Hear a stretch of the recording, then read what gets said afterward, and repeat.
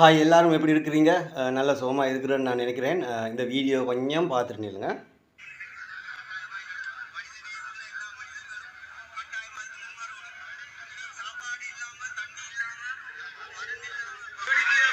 தமிழர்கள் மனதில் இடம் பிடிச்ச நீங்க, அதாவது உலகத் தமிழர்கள் உங்களுக்கு உங்களோட வீடியோவை பார்க்காட்டி மட்டக்களப்பிலும் இல்லாட்டி குறிப்பிட்ட இடங்களில் இலங்கையில் இருந்து முஸ்லீம் மக்கள் முஸ்லீம் தமிழர்கள் மட்டும் பார்ப்பார்கள் என்றால் நீங்கள் இவ்வளவு உயரத்துக்கு வளர்ந்திருக்க முடியாது.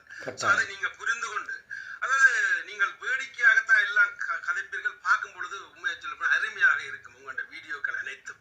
ஆனால் நீங்கள் வேடிக்கையாக எதை கதைக்கிறீங்களோ என்று எண்ண தோன்றுகின்றது. அதாவது இனப்படுகொலை செய்யப்படும் அந்த பலஸ்தீன மக்கள், அதாவது காசா மக்களை பற்றி கதைக்கிறீர்கள். நிச்சயமாக அது நானும் கதைச்சிருக்கிறேன். ஆனால் நீங்கள் உங்க நாட்டில் இருந்து கொண்டு இந்த நாட்டில் நடந்த இனப்படுகொலையை பற்றி ஒருபோதும் நீங்க கதைச்சதில்லை போல தெரியுது.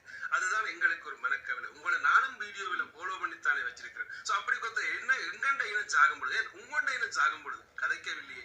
இப்போ இந்த எலும்புக்கூட்டுக்கு ஒரு குரல் கொடுக்கவில்லையே. யாரோ ஒரு சிங்கள ஒருவர் வந்து எங்களுக்கு உரிமை குரல் கொடுக்கும் பொழுது, நீங்கள் ஒரே இனத்தை சேர்ந்த ஒரே மொழியை சேர்ந்தவர்கள், மதத்தை விடுங்கள், ஒரே மொழியை சேர்ந்த நீங்கள் ஒருத்தர் குரல் கொடுக்காம தயங்குவது ஏன் என்ற கேள்வியை தான் உங்கள்ட்ட வைக்கிறேன். உங்களை நான் கோவப்படையில.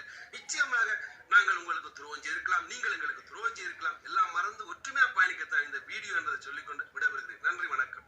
தமிழ் ஐடி என்று சொல்கிற அந்த வீடியோ போடுற சகோதரன் வந்து நல்ல வீடியோ போடுவார். நானும் விரும்பி பார்ப்பேன். காசா மக்களுக்காக நிறைய வீடியோ போட்டு அவர் குரல் எழுப்பியிருக்கிறாரு. அங்கே செய்த இனப்படுகொலை நிறுத்த வேண்டும்னு சொல்லி நிறைய பதிவுகள் அவர் போட்டிருக்கிறாரு. ரொம்ப நன்றி அண்ணா. செம்மணி மனித புதக்குழி, அப்போ அதில் இந்த எலும்புக்கூடு கிடைக்கிறத பற்றி ஒரு வீடியோ ஒன்று நான் அப்லோட் பண்ணேன். தமிழ் ஐடி சகோதரன் வந்து அந்த வீடியோ நான் நினைக்கிறேன் பார்த்தில்லையா இருக்கும். நீங்கள் சொன்னது 100க்கு 100 சரி. எல்லா தமிழ் இன மக்களும் என் வீடியோ பார்க்குறதால தான் நான் இந்த நிலைமைக்கு வந்திருக்கிறேன். அது 100க்கு 100 உண்மை. அதுக்கு நான் ரொம்ப நன்றி கடன் பட்டிருக்கிறேன். செம்மணி தமிழ் மக்களுக்காக குரல் எழுப்பி ஒரு வீடியோ ஒன்று நான் போட்டிருக்கிறேன். அந்த வீடியோவை பார்க்கலன்னு நான் நினைக்கிறேன். அந்த வீடியோ இப்போ நான் காட்டுறேன். நான் யோசிக்க மாட்டான், காசால இப்போ நடந்து கொண்டிருக்கிற பேரழிவு மாறிய ஒரு காலத்தில் அந்த மாதிரியே ஒரு பெரிய பேரழிவு கொண்டு எங்கட நாட்டிலே நடந்துக்கிட்டான். எங்கட நாட்டிலையா? நீ அந்த படத்துல பாத்திக்கிட்டானே, அந்த அட்டிப்பட்டின்னு சொல்லி ஒரு கிராமத்திலேயே மனுஷரே நிலத்துள்ளுக்கு போட்டு புதக்கிய. ஓ, அதே மாதிரி ஒரு விஷயம் எங்கள் நாட்டில் நிஜமாக நடந்துக்கிட்டான். எங்கே? செம்மணி ஜப்னா செம்மணின்னு சொல்லி பிரதேசத்துல கட்டுமான பணிக்கு வேலை நடந்து கொண்டு போல நிலத்துள்ளிக்கு இருந்து எலும்பு கூடுன்னு கிடைக்குது. அதுக்கு பிறகு அந்த நிலத்தை மனுஷர் தோண்டி அகழ்வு பணி செய்யறதுக்கு தொடங்கினாங்க. இப்போ வர காட்டி 33 எலும்பு கூடு கிடைச்சி. ஒரு சின்ன புள்ளையோட ஸ்கூல் பேக்கோட ஒரு 7-8 வயசு புள்ளையோட எலும்பு கூடும் கிடைச்சி. ஒரு ஸ்கூல் பேக் ஒன்று.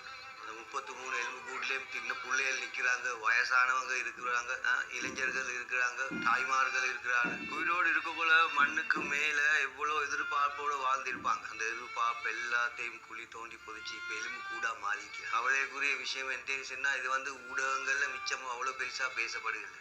சமூக வலைத்தளங்களில் மட்டும்தான் இது பெருசாக பேசப்படுது.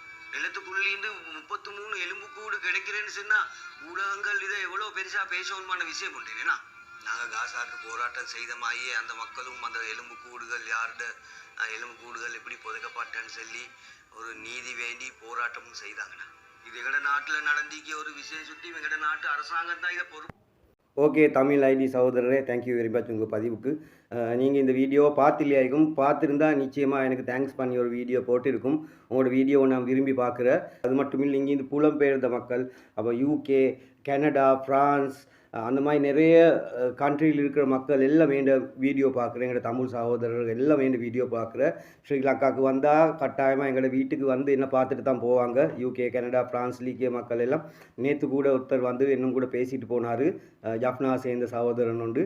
இங்கே அந்த மாதிரி நிறைய எனக்கு கண்டாக்ட் இருக்கிறது. இந்த புலம்பெயர்ந்த மக்களோட நிறைய கண்டாக்ட் இருக்கிறது. நல்ல சகோதரத்துவத்தோடு தான் நாங்கள் பழகுற. கட்டாயமாக இதை பற்றி நான் பேசாமல் இல்லை. நீங்கள் அந்த வீடியோ பார்க்க சுற்றி தான் இந்த பதிவை போட்டிருக்குன்னு நான் நினைக்கிறேன். ரொம்ப நன்றி எல்லாருக்கும்.